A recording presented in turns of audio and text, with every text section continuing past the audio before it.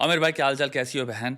कितना काम किया, जो कमेंट सेक्शन में लिखो। आग लगनी चाहिए, जो भी गोल है भाई उसको पाना है, नो मैटर व्हाट, कुछ भी हो जाए हम उसको कॉम्प्रोमाइज नहीं होने दे सकते। सिंपल है ये भाई, गोल तो सबसे इंपॉर्टेंट है। घर में स्थिति इतनी बढ़िया नहीं है, फ्यूचर भी निर्भर करता है तुम किस लेवल पे फाड़ोगे। जो लाखों रील्स डेली अपलोड हो रही है भाई, उनके चक्कर में तो अपने गोल्स के धज्जर ना उड़ा दो। अपनी सिचुएशन इंप्रूव करो, अपना दिमाग खतरनाक बनाओ, दिमाग से शातिर बनो, खतरनाक बनो। जिससे काम नहीं होता अटैकर बनो भाई। अटैक मोड के अंदर भाई काम की सारी टेम्पलेट्स दे रखी हैं, कैसे होगा, कैसे प्लान करना है, कैसे एग्जीक्यूट करना है, कितना काम करना है, कल क्या करना है, परसों क्या करना है, गोल के परखच्चे कैसे उड़ाने हैं, सब कुछ दिया हुआ है। जुड़ो, फाड़ना शुरू करो, इसके साथ कॉम्प्रोमाइज नहीं कर सकते। आ जाओ। तो पहली स्टोरी है भाई, इस पे फटाफट बात करते हैं। तो भाई धनश्री की 4.75 करोड़ एलिमनी मांगी है इस इंसान ने। इनकी शादी कुल मिला के आई थिंक 18 महीने की थी या समथिंग की थी।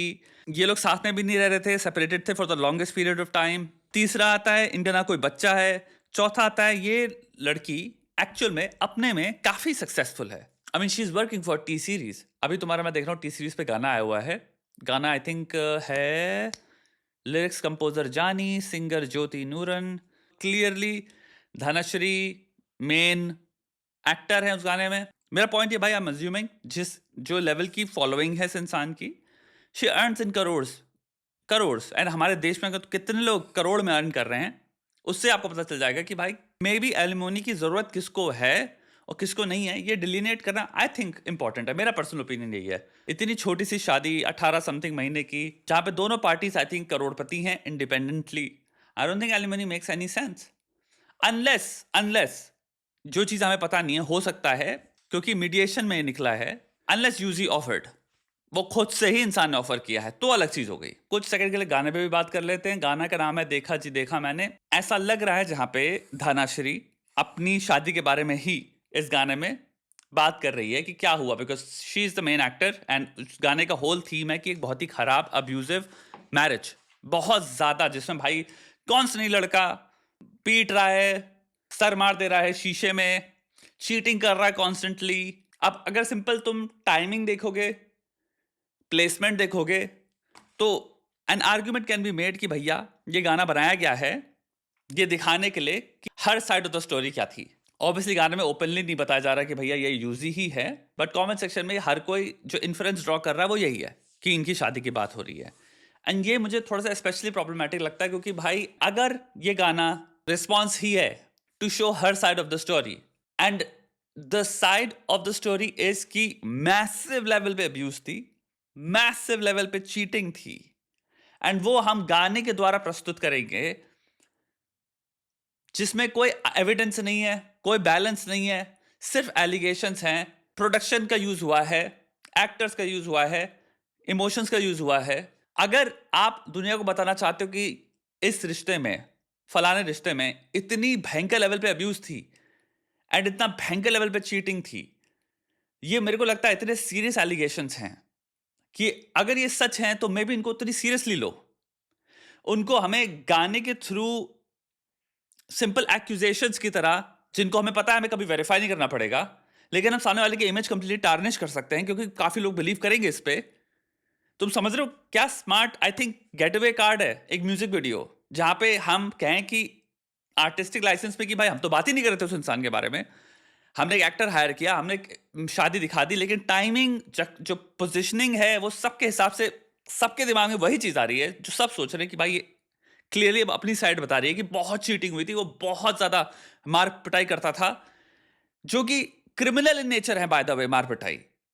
अगर ये सत्य है कि भाई तुम्हारा माथे से खून निकल रहा है तो भाई जेल होनी चाहिए उस इंसान को, लेट्स बी रियल। तो वो चीजों को आई थिंक लाइटली नहीं लेना चाहिए कि हम दिखा दे रहे हैं ऐसे, और हम जब सामने अगर सीरियसली हमसे पूछा जाए कि ये हुआ था तो हम कहेंगे नहीं नहीं तुम तो गाने हमने कब कहा ऐसा हुआ था। In short, it's like winning the public perception or trying to at least win the public perception, and at the same time keeping plausible deniability. Usually ही अगर इस गाने पे if he files a case defamation का, so वहां पे हम plausible deniability लाएंगे। नहीं, आप पे गाना है ही नहीं, हम तो एक इमेजिनरी शादी के बारे में बात कर रहे हैं, फिक्शनल शादी के बारे में बात कर रहे हैं, या फिर हम एक कंप्लीटली डिफरेंट शादी के बारे में बात कर रहे हैं, मैं तो सिर्फ एक्टिंग कर रही हूं इसमें।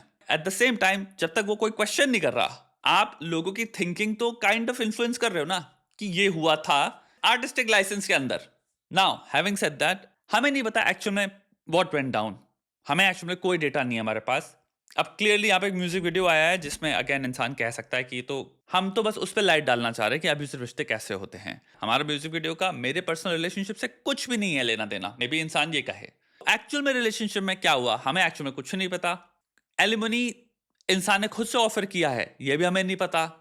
एलिमनी ऑफर किया गया है किसी कंडीशंस में, किसी चीजों को दफनाने के लिए, हमें नहीं पता। पैसे का आदान प्रदान करते हैं, खत्म करते हैं इस चीज को, आगे बढ़ो।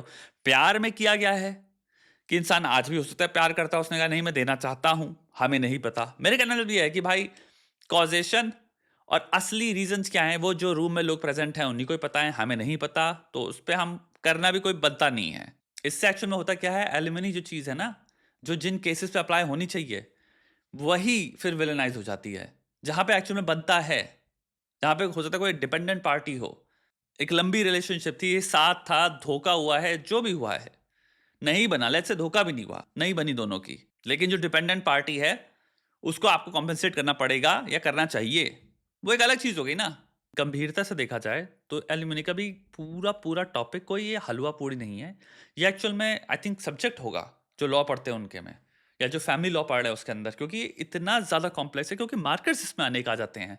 सोचो, पहला सिंपल मार्कर हो गया, मैं किसी इंसान के साथ रिश्ते में आया हूं, मैं आपकी रिस्पॉन्सिबिलिटी ले रहा हूं ये क्या है कि फाइनेंशियली मैं अब आपका पूरा ख्याल रखूंगा।